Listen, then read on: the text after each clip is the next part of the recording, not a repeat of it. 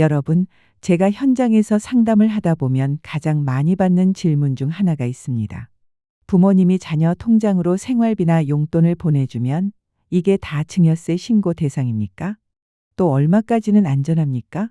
특히 요즘 추석을 앞두고 부모님들이 자녀나 손주에게 계좌이체를 하는 경우가 많은데 이 문제를 잘못 이해하면 나중에 국세청으로부터 예상치 못한 연락을 받을 수 있습니다. 올해 9월 추석 연휴를 앞두고 상담을 오신 분들 가운데 가장 많은 질문이 바로 명절 때 가족에게 송금하는 돈은 괜찮습니까? 였습니다. 예전에는 세무서에서도 큰 문제로 삼지 않았던 영역이었지만 2025년 현재는 상황이 조금 달라졌습니다. 명절이면 부모가 자녀에게, 조부모가 손자, 손녀에게 용돈이나 학비를 보내주는 일이 흔합니다. 그 자체로는 따뜻한 가족 문화이고 국세청도 사회적 관습을 전부 증여세 대상으로 삼는 것은 아닙니다. 하지만 문제는 송금 금액과 사용처가 불분명할 때 생깁니다. 예를 들어 추석 전날 조부모가 손자 대학 등록금 명목으로 500만 원을 보냈다고 가정해 보겠습니다.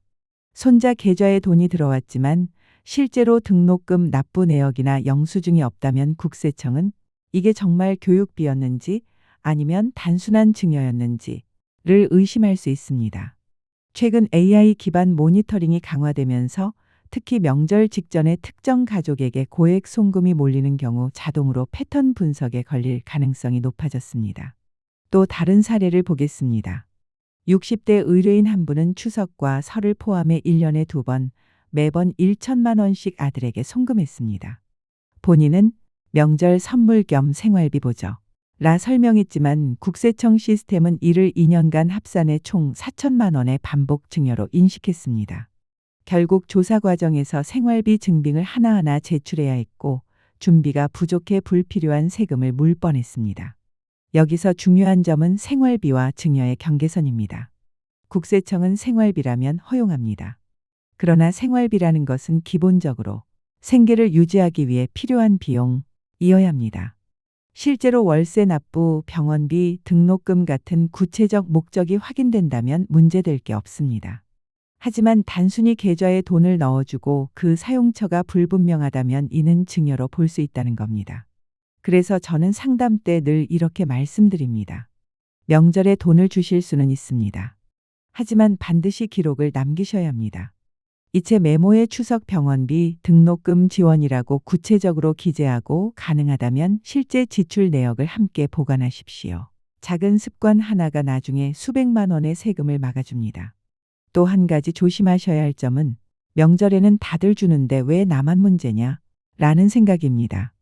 실제로는 같은 상황에서도 어떤 분은 전혀 조사 대상이 되지 않고 어떤 분은 꼬투리를 잡히는 경우가 있습니다. 이는 단순히 운이 아니라 거래 패턴과 기록 관리 여부의 차이입니다. 기록이 명확한 사람은 문제가 없고 그렇지 않은 사람은 불필요한 의심을 사게 됩니다.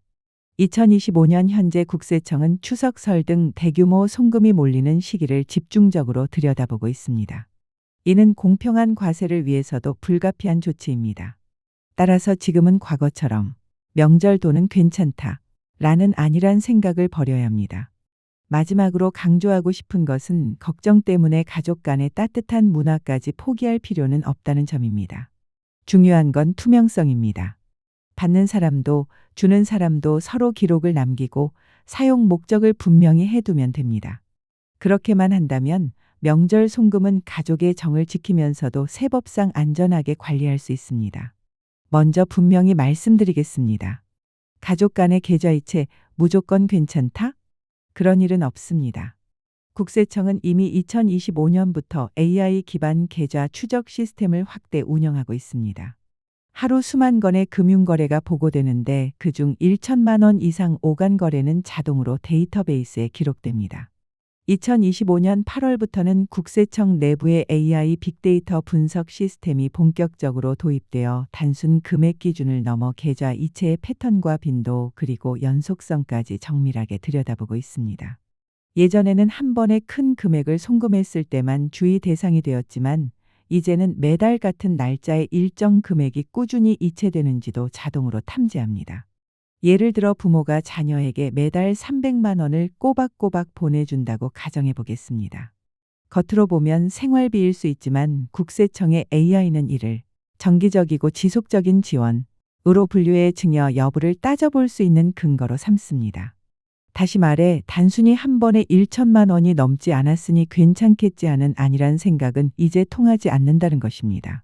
실제로 최근 상담을 오신 한 60대 의뢰인은 손자 대학 등록금을 돕고자 6개월 동안 매달 200만 원씩 보냈다고 합니다. 예전 같으면 문제 소지가 크지 않았지만 새 시스템에서는 이 거래 내역이 자동으로 묶여 총 1,200만 원의 반복 지원으로 인식될 수 있습니다. 그 결과 단순한 생활비인지 사실상 증여에 해당하는지를 국세청이 따져 묻게 되는 것이지요. 많은 분들이 여기서 불안해하시지만 중요한 건 명확한 증빙입니다. 단순히 돈을 보냈다는 사실만으로 증여로 단정되지는 않습니다. 등록금 송금이라면 대학 등록금 고지서, 생활비라면 월세 영수증이나 식비 지출 내역 같은 증거를 준비해 두면 됩니다. 그러나 아무런 기록 없이 생활비였다는 말만 남는다면 조사 과정에서 불리하게 작용할 수 있습니다. 또 하나 중요한 변화는 AI 시스템이 거래의 상대방 네트워크까지 동시에 분석한다는 점입니다. 예컨대 부모가 자녀 계좌로 송금하고 자녀가 다시 그 돈을 다른 가족이나 제3자에게 송금하는 경우 이 흐름이 자동으로 연결되어 자금 분산 가능성으로 표시됩니다. 이런 경우 실제 사용처가 분명하지 않으면 불필요하게 증여세 조사로 확대될 수 있습니다.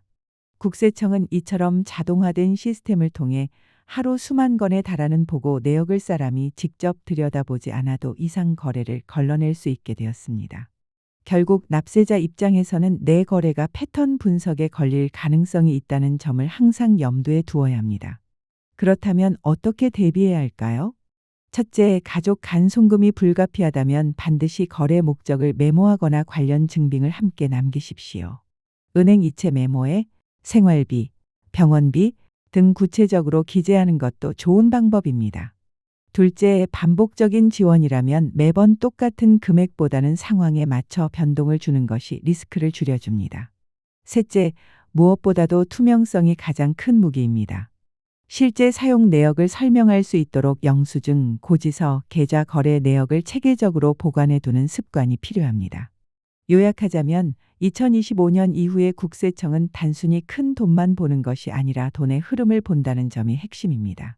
생활비와 증여의 경계는 종이 한 장 차이일 수 있습니다.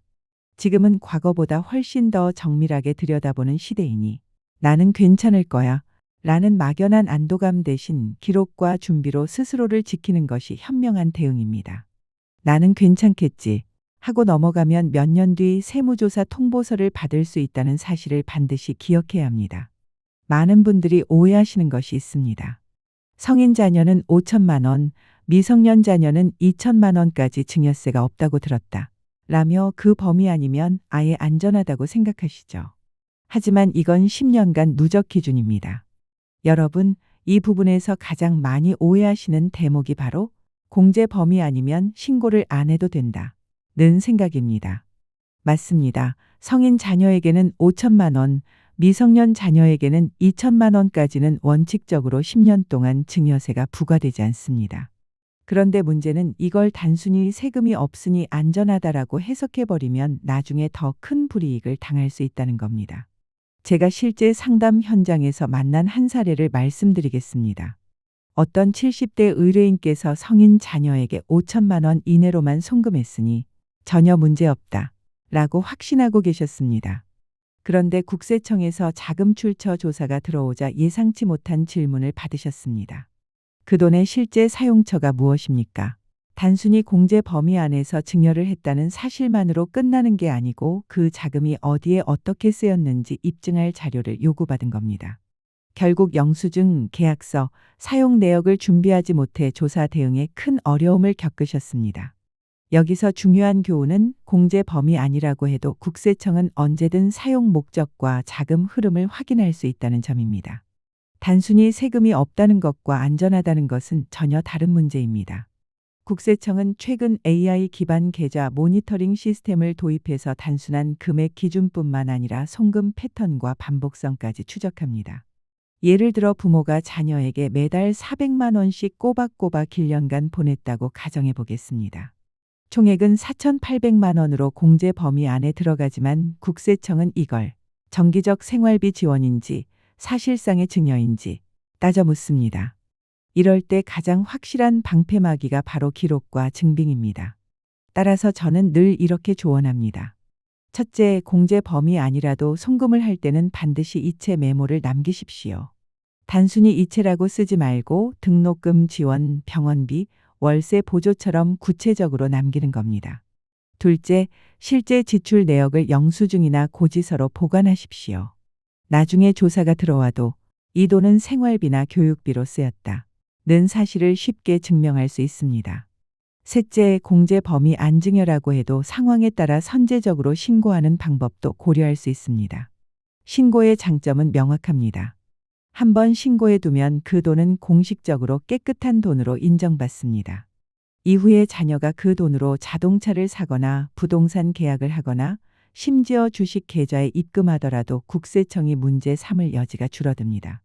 또 조사관 입장에서도 이 가정은 숨기지 않고 투명하게 신고한다 는 긍정적 선입견을 갖게 되기 때문에 조사 결과도 훨씬 유리하게 흐를 수 있습니다. 하지만 단점도 분명합니다. 증여세 신고는 기록으로 남습니다. 만약 10년 안에 부모님이 돌아가시면 이 신고 내역이 상속 재산에 포함되어 상속세 계산 시 불리하게 작용할 수 있습니다. 그래서 신고 여부는 무조건이 아니라 가족의 상황과 재산 구조를 고려해 전략적으로 선택해야 합니다. 여러분께 다시 한번 강조드리고 싶은 건 공제 범위 아니라도 절대 방심하지 마라 는 겁니다. 국세청은 이제 과거처럼 단순 금액만 보는 게 아니라 돈의 흐름과 사용 내역 그리고 반복 패턴까지 들여다보고 있습니다. 공제 범위라는 울타리가 있더라도 그 안에서 투명성과 증빙이 없다면 언제든 문제로 번질 수 있습니다. 따라서 앞으로 가족 간 송금을 하실 때는 반드시 기록 관리 습관을 들이시기 바랍니다. 이 작은 습관 하나가 몇 년 뒤 세무조사 통보서를 받느냐 아니면 안심하고 지내느냐를 가르게 됩니다. 제가 30년 가까이 상담하며 내린 결론은 단 하나입니다. 공제 범위 아니라도 준비 없는 송금은 위험하다.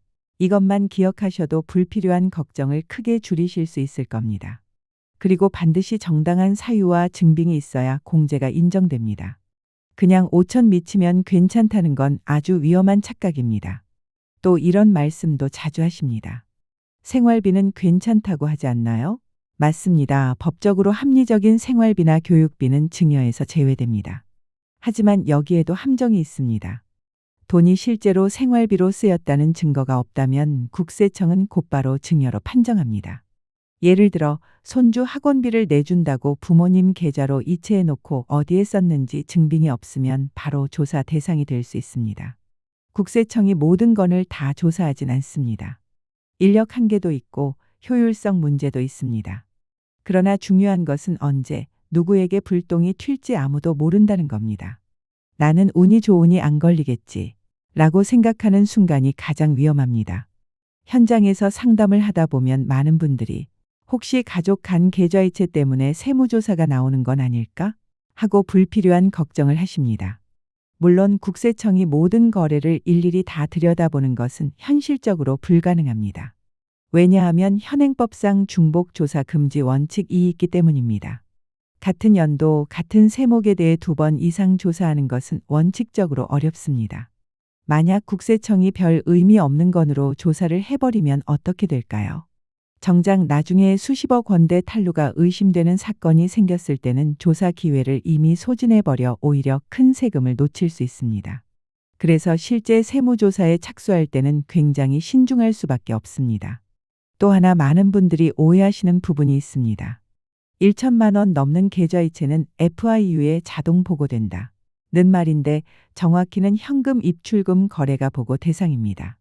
계좌이체 자체가 무조건 보고되는 것은 아닙니다. 하지만 2025년 현재 국세청은 AI 기반 모니터링을 통해 일정 금액 이상이 오가는 계좌 흐름도 정밀하게 분석하고 있다는 점을 반드시 아셔야 합니다. 단순 송금이더라도 패턴이 비정상적이면 조사 레이더망에 걸릴 수 있습니다. 제가 상담했던 한 사례를 말씀드리겠습니다. 한 분이 최근 3년 동안 시어머니가 며느리 통장으로 보낸 돈을 합산해 보니 약 1억 원이 되더라며 증여세 신고를 해야 합니까? 라고 물으셨습니다. 원칙적으로 계산하면 며느리에게는 1천만 원까지만 증여세 공제가 가능하므로 나머지 9천만 원에 대해 약 900만 원의 세금이 산출됩니다. 이론상으론 신고 대상이 맞는 것이죠. 그런데 사정을 자세히 들어보니 상황은 달랐습니다. 시어머니가 오랫동안 병원에 입원 중이었고 거동이 불가능해 매달 병원비와 간병비 결제를 편하게 하기 위해 며느리 통장을 대리 관리 계좌로 사용했던 겁니다. 며느리가 그 돈을 본인 생활비로 쓴 사실은 전혀 없었고 모두 환자 치료비로만 쓰였습니다. 이런 경우는 증여가 아니라 단순한 자금 위탁 관리로 해석됩니다. 즉 겉으로 보면 단순 계좌이체라 하더라도 실제 사용 내역과 성격에 따라 증여세 여부가 완전히 달라질 수 있다는 겁니다. 문제는 국세청이 이를 확인할 때 증빙이 있느냐 없느냐에 따라 결과가 천지 차이로 갈린다는 점입니다.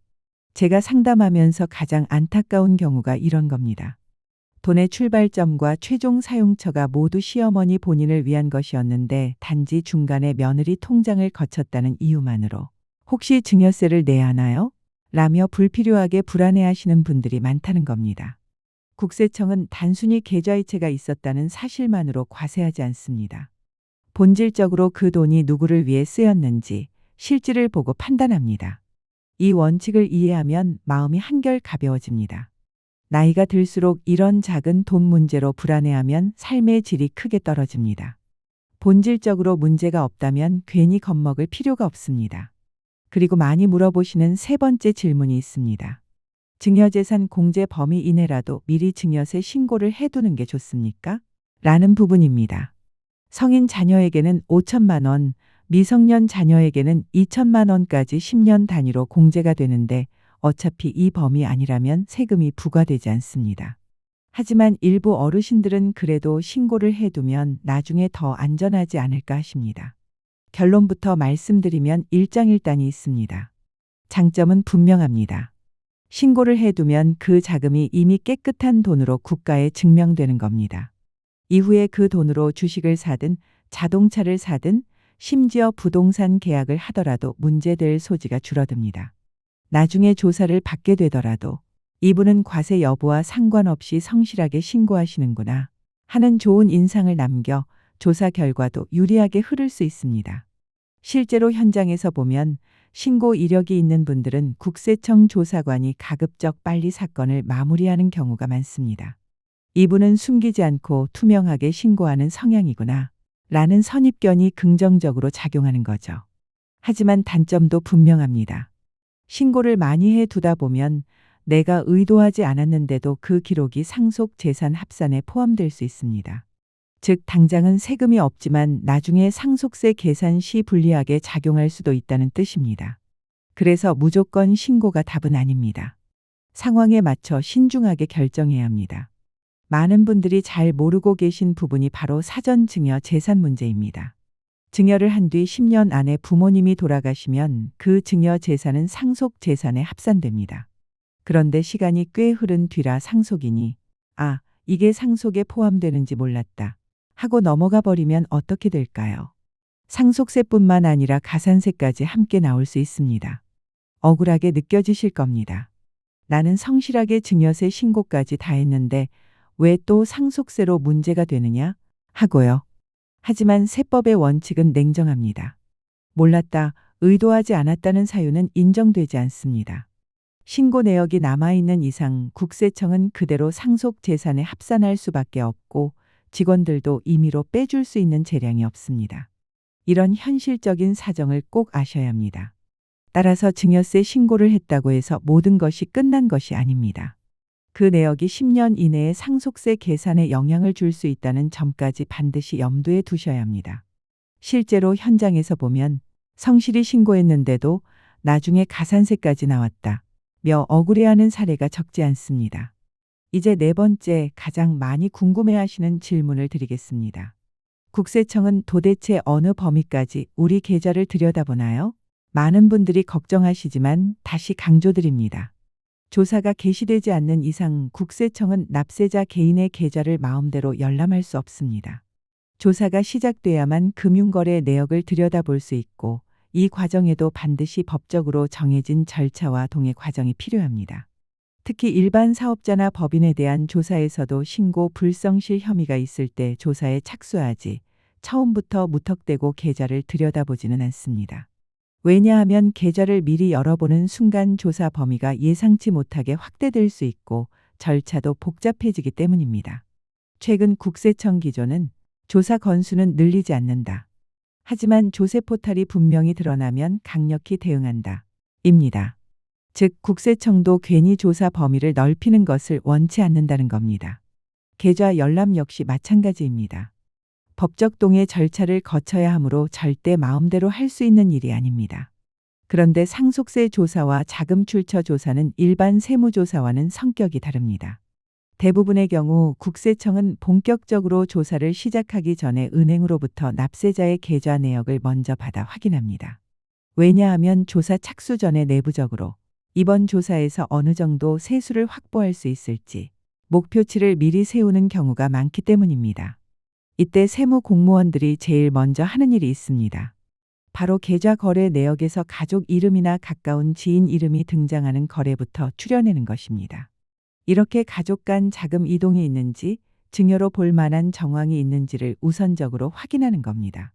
다만 상속세 조사와 자금 출처 조사는 같은 점도 있고 다른 점도 있습니다. 공통적으로 조사가 시작되기 전에 계좌를 열어본다는 점은 같지만 조회 범위는 확연히 다릅니다. 상속세 조사의 경우 돌아가신 분의 계좌는 물론이고 상속인들의 주요 계좌까지 전부 열람되는 경우가 많습니다. 반면 자금 출처 조사는 조금 더 제한적입니다. 보통 조사 대상자 본인의 계좌만 들여다보는 것이 원칙이기 때문에 초기에 소명만 잘하면 조사 범위가 불필요하게 넓어지는 위험을 막을 가능성이 상대적으로 높습니다. 예를 들어 최근에 신혼부부들이 자금 출처 조사에 자주 걸립니다.